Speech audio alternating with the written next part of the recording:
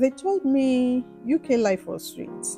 Nobody told me I would cry over boiled egg and cold weather.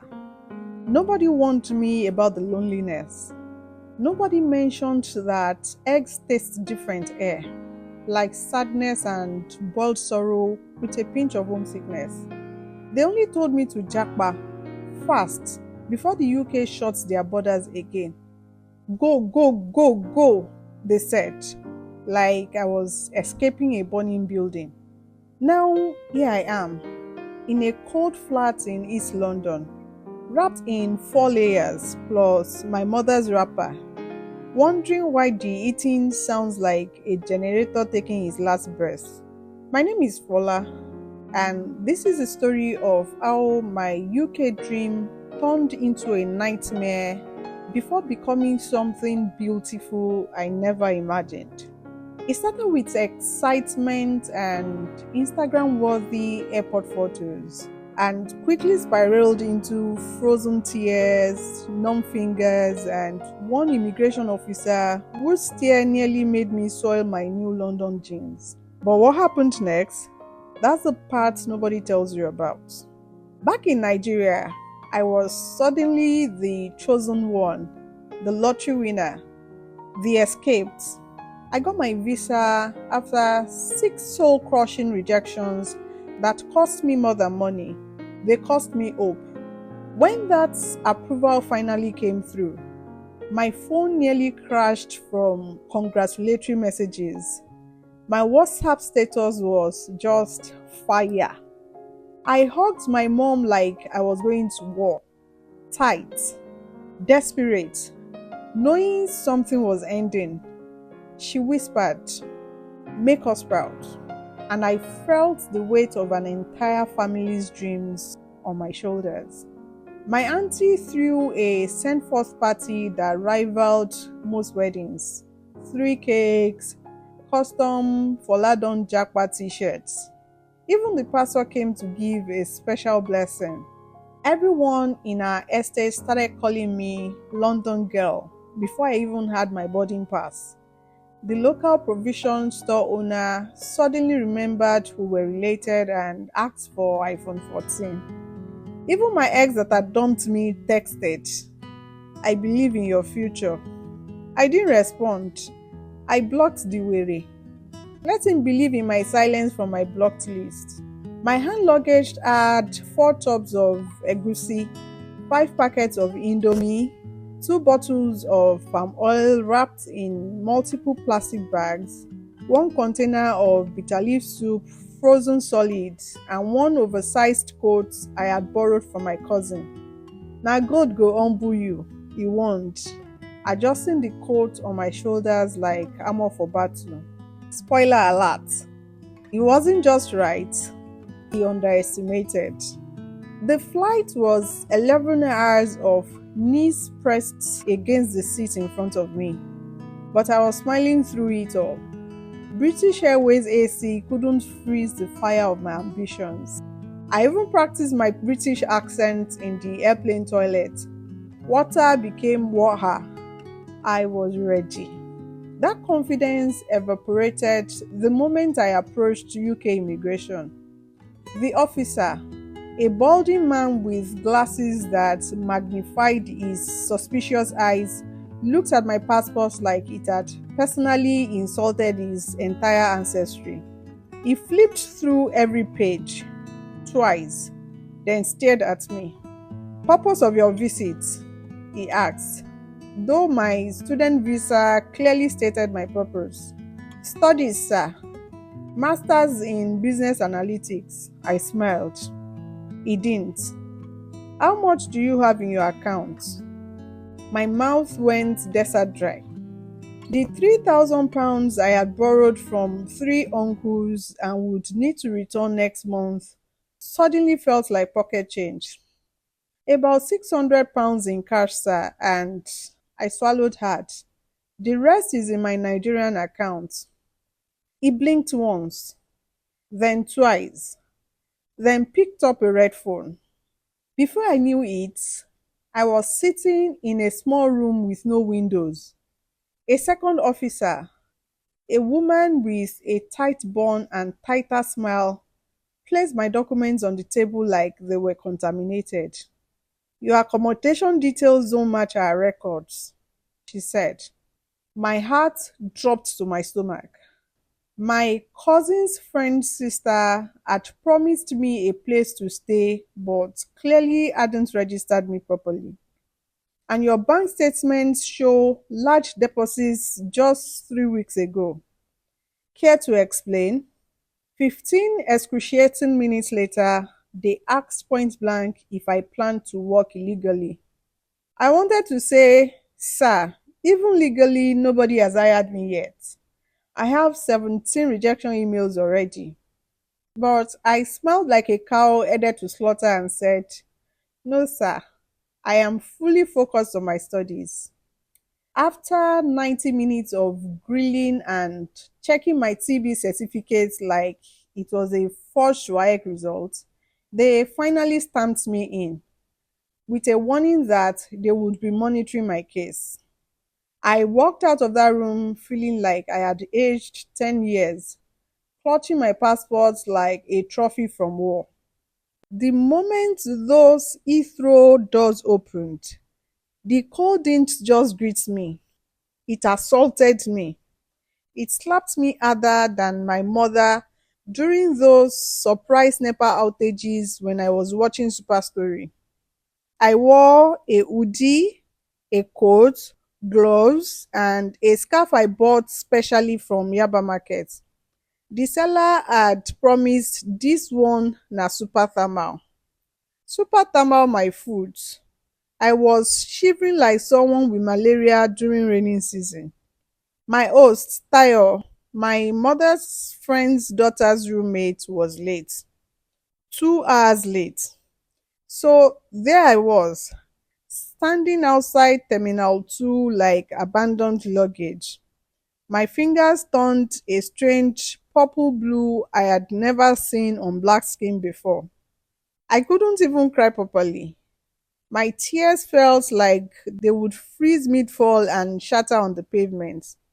When Tayo finally arrived, bundled in what looked like a moving duvet, she hugged me and casually said, welcome, oh, so sorry. UK train wahala, signal failure at Victoria, train wahala. I nearly transformed into a human popsicle and she's talking about signals. What signal? The signal of my soul preparing to leave my body.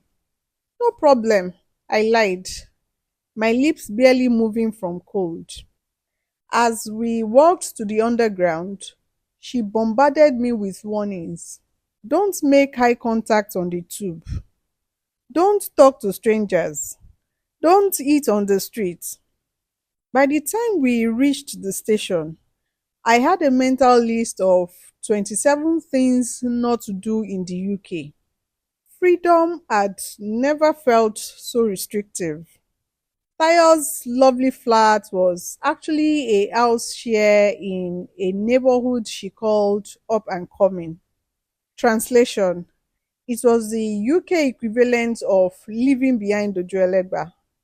And when I say share, I mean 5 people, one toilet, and a kitchen that smelled like a chaotic marriage between curry, burnt toast, and something unidentifiable that might have been alive once. My room, calling it tiny would be a compliment.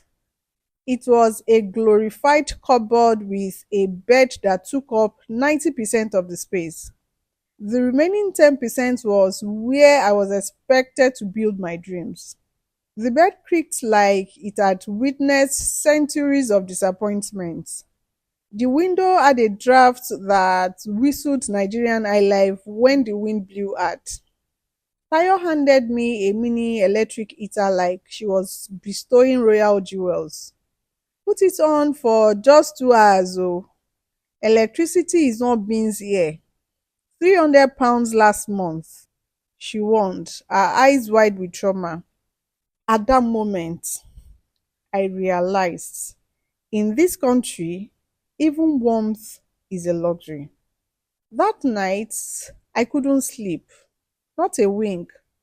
The eating turned off automatically at 11 p.m.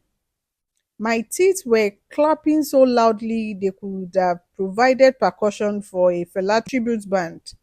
I layered 3 pairs of socks, wrapped my scarf around my head, and still felt like I was sleeping in a freezer. And when I boiled an egg in the morning, my first meal in the UK, I actually cried. Real tears. It was just an egg, but it tasted different, like broken dreams and overboiled regrets. Like it came from a British chicken that had never known joy. I miss Nigerian eggs. Who knew you could miss eggs? First time in a Tesco, I said good afternoon to a cashier with my brightest smile. She looked at me like I had asked for her banking details. A brief, confused nod was all I got back. People don't greet each other here. They queue silently. Nobody shouts. Nobody bargains. The price is the price is the price. Even if their leg is literally on fire, British people would just whisper, "Excuse me, sorry to bother you, but I appear to be ablaze." On day three, I mistakenly entered the bus without tapping my Oyster card. The driver, a man with the emotional expression of a brick, stared at me and said, "Card, just card, one word." But in that one word was a universe of judgment. I fumbled with my Oyster card, feeling the stares of 15 British passengers burning holes through my back. This wasn't Lagos. No jumping in through the back door, no conductor screaming, "Oshodi, Oshodi, enter with your change oh." That same day, I got my first assignment deadline, due in 3 days. I hadn't figured out how to log into the university portal properly, and they were already demanding 3,000 words on sustainable business practices in global markets.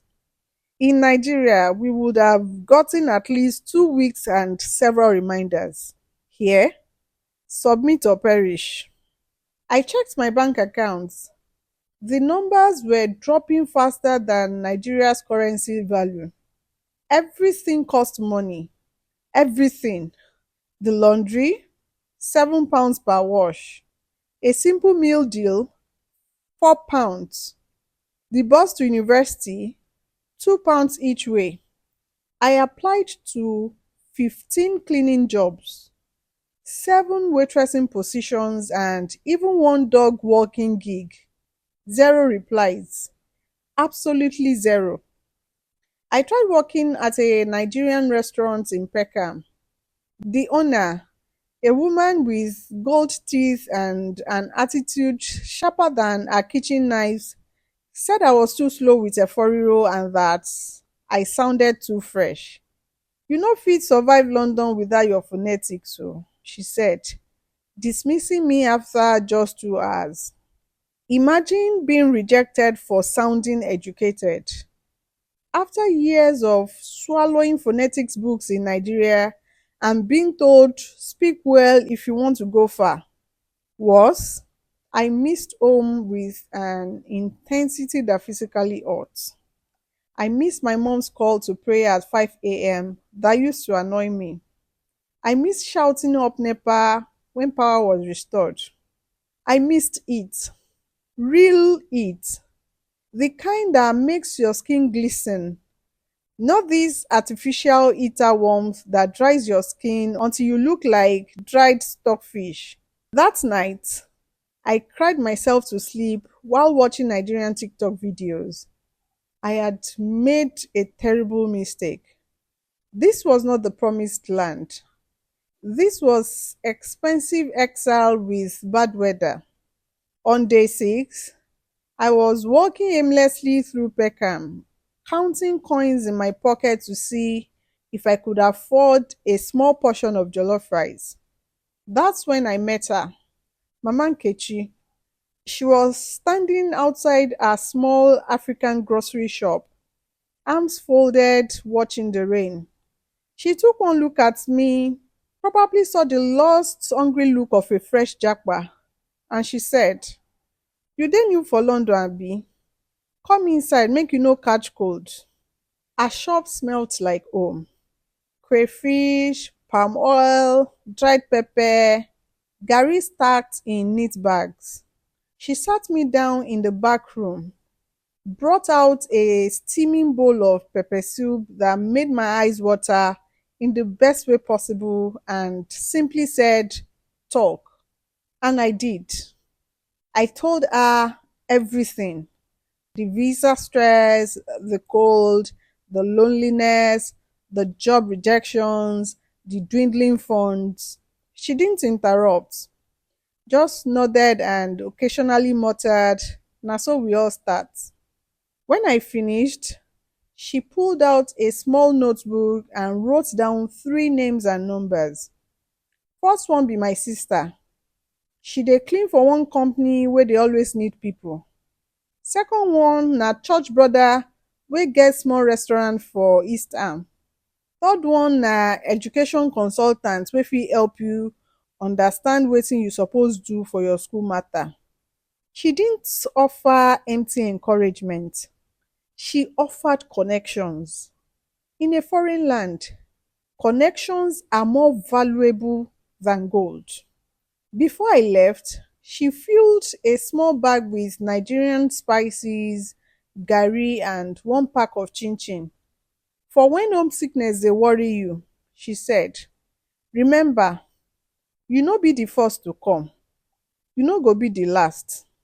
Mama Nkechi's sister, Mrs. Adebisi, didn't ask for CV or experience. She simply looked at my eager face and said, "You fit start tomorrow, 6 a.m., no late." And that's how I became an office cleaner at a corporate building in Canary Wharf. Waking up at 4:30 a.m. to clean offices before the suits arrived was humbling. My hands cracked from cleaning chemicals. My back ached from bending. But each pound I earned felt like victory. Meanwhile, at university, I was drowning. The British educational system was nothing like Unilag. No spoon feeding, no extra time, no lecturer, please sir. During group projects, my classmates' accents made me feel like I was decoding alien language. Words flew past me before I could grab their meaning. But slowly, desperately, I adapted. I recorded lectures to re-listen at night. I joined study groups even when I felt intimidated.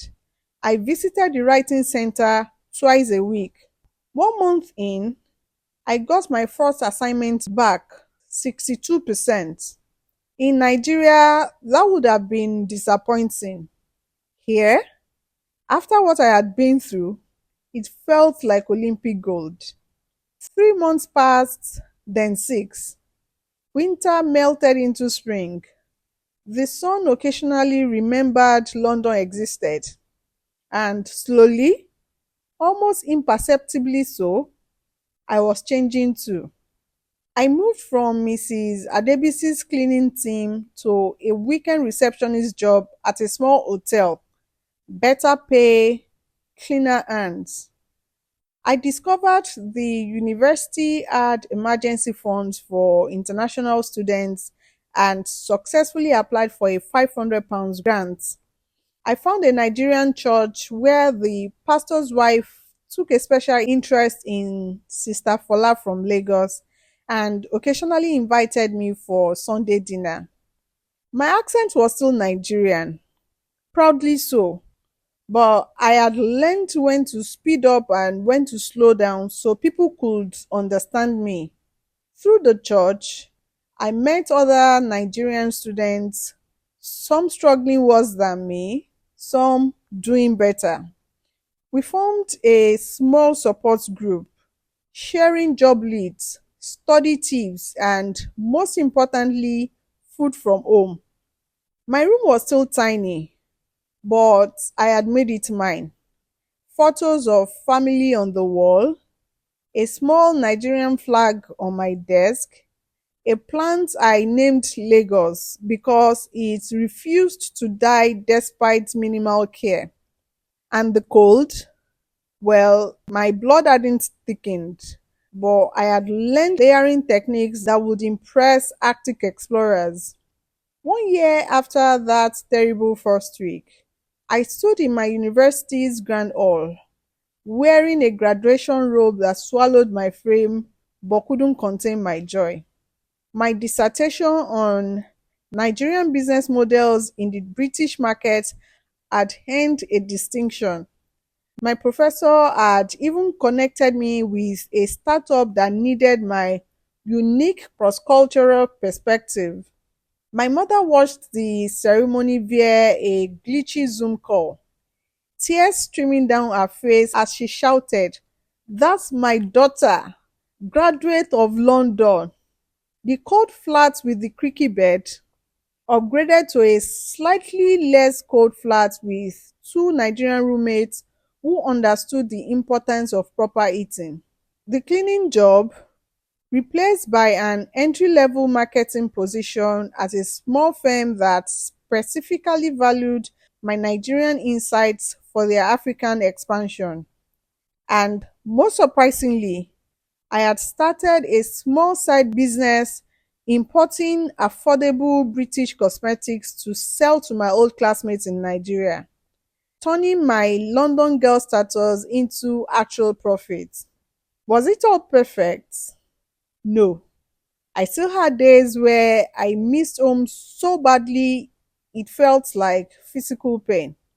I still struggled with the weather, the food, the subtle cultural differences that occasionally made me feel like an alien. And yes, I still faced moments of discrimination, from the landlord who suddenly claimed the flat was taken when I showed up in person, to the job interviewer whose smile disappeared when he heard my accent. So, if you're watching this and planning to Japa, I won't sugarcoat it. The first week might break you. The first month might make you question everything. The first year will transform you, sometimes painfully. But what they don't tell you in those Japa seminars is this: you are stronger than you know. You will adapt in ways you never imagined. You will build a new home while keeping your old one in your heart. I am still Fola from Lagos, but now I am also Fola who survived London. Fola who can navigate two worlds. Fola who turned Japa into Jeje suffering into success. And when I call my mother now and she asks, "How is London treating you?" I can honestly say, it is home now too, Mama. It is home too.